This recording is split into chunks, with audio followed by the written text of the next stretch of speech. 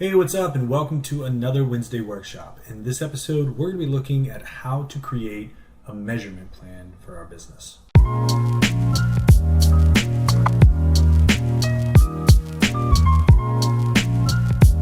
So we've talked a lot on this channel about analytics and how we can leverage data to make smarter decisions. Now, one of the harder things that I think a lot of businesses struggle with are what metrics do I need to focus on? Like we've talked about in some of our videos on KPIs, KPIs are key performance indicators. And a lot of times we end up having way too many performance indicators and nothing actually stands out. And so we kind of just get pulled in a lot of directions and don't really allow ourselves to make data-driven decisions. So creating a master scorecard or a measurement plan is a really helpful way to make sure that we're aligned in every area of our marketing strategy. This means that we need to break things down into bite-sized chunks. Now, knowing which things to address and which things to track, I find to be one of the most difficult things. Even as we're doing this for our own clients, it can be a very hard exercise to get right. So what I've actually done is I've created a master list, and I will share this on our site as a free asset for you guys. And it's a KPI Master List, and it's actually broken down into a number of different sectors. So we have our website metrics here, we have SEO metrics here, we've got PPC metrics here, we've got content marketing metrics, we've got marketing and sales metrics, email marketing, social media, and PR. So what we can do is actually break down our website or break down our marketing strategies into these different categories. And then we can choose anywhere between 3 to 7 max KPIs to track for that specific area. So for instance, if we're looking at our website and we want to know how well our website is doing, we can pick from these specific metrics and then begin to set some goals around those. So we also have this template here. So what we do typically when we're working with a client or for ourselves is we look at these different websites and we look at what we want to track. So for instance, for a typical website, these are some of the things that we're looking at: users, sessions, bounce rate, page per session. When it comes to SEO off page, we're looking at the number of referring domains, the domain authority, or the strength of the domain. We're also looking at the CTR, the click-through rate of that site, as well as the impressions. Maybe we are doing some other things like on-page SEO or technical SEO. We can go in and pull some of these like index pages or pages with schema. Maybe we're doing ranking. We don't do rank visibility or the improvements and declines in ranking. Over here we also have the tools that we use to track these. This is just so we can hook them up to our BI solution. But for this case, we're really just talking about planning and building this out. So we want to make sure that we have all of these that make sense for us. Maybe if we're doing some paid ads, we can go in here, and now for our ad category, we're going to look at these certain things as our KPIs or our the key performance indicators to know that our ads are working.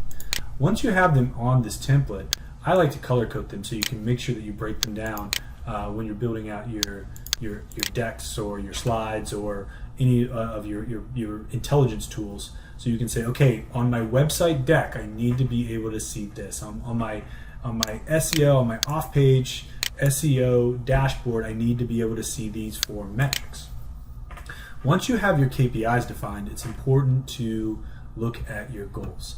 Now, one of the things that we do, especially when we're starting in a new year, is we can go here and put in something like current. So what are our current numbers?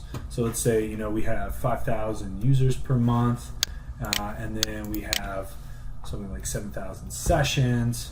We can say that our bounce rate is at 68%, and we're at 4.2 pages per session. So arbitrary numbers, but let's just say those are the real numbers. When we're looking at our goals, this is what we're trying to hit. What are we trying to go for? I like to break this down into the year, and then we can break those year goals into quarters, and now we have something to benchmark ourselves against. So let's say last year, let's say we had 5,000 visitors. This year we want a goal. I typically like to shoot somewhere, if it's feasible, depending on the industry, but about like a 20% increase. Anywhere between 10 to 20% increase. Now, maybe overshooting, and that's why you begin to track these things and you can get an idea. A lot of times, if you've never done this before, you don't have anything to use as a baseline, so it can be very difficult. One thing you can do is go to Google Analytics and compare your previous against your last year, and start to use some of that to inform your decisions, and also what your sales targets are, what your marketing targets are, to know your goals.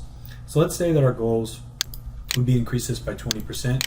You can easily just use a sum right here. Bam, that times 20, and then add it to that, and now you've got a 20% increase. And you can go all the way down just by dragging it and going down for you. Now, one of the things you don't want to do for bounce rate, understand that, hey, maybe you're looking at a 20% decrease. So for this, you just got to make sure your equation's right, otherwise you're going to get a negative number. Just make sure that you are following the appropriate syntax here. So let's say you want to drop your bounce rate for this one. So now you've got this done, you can break it down into quarters. So for instance, if this was just 4 quarters, maybe you just want to do 1,500 all the way through. And now you can track this. So every month you can come in here and say, hey, maybe right now we're at 2,000 for this. And then you can do percentage achieved. So what percentage of that is achieved at this point? And again, it's just a simple formula where you would just sum by your goal. And right now we're 33% of the way there. And as this number changes, you can again make these formulas drop and drag all you want. But now you actually have a template. You have a scorecard that you can use, and you have hard numbers that you can look for and to track against to make sure that you're getting the right results. The first step is defining the categories, then defining the KPIs. Then you need to understand what your current numbers look like and then where you want to head. And now you can use this measurement plan to benchmark yourselves. And every quarter, at the end of the quarter, collect your data. Did you hit those numbers? Are you trending in the right direction? And are you going to, succeed this year and hit your goals? Or maybe you're falling a little bit behind. At least you know where you stand now. So this is an easy way to implement a measurement plan. I will give a link to both the template as well as the master KPI list so that you can use those to create your measurement plans and start to get the data that you're looking for. If you got any questions, please comment below. We'd love to continue that conversation with you. And until next time, happy marketing.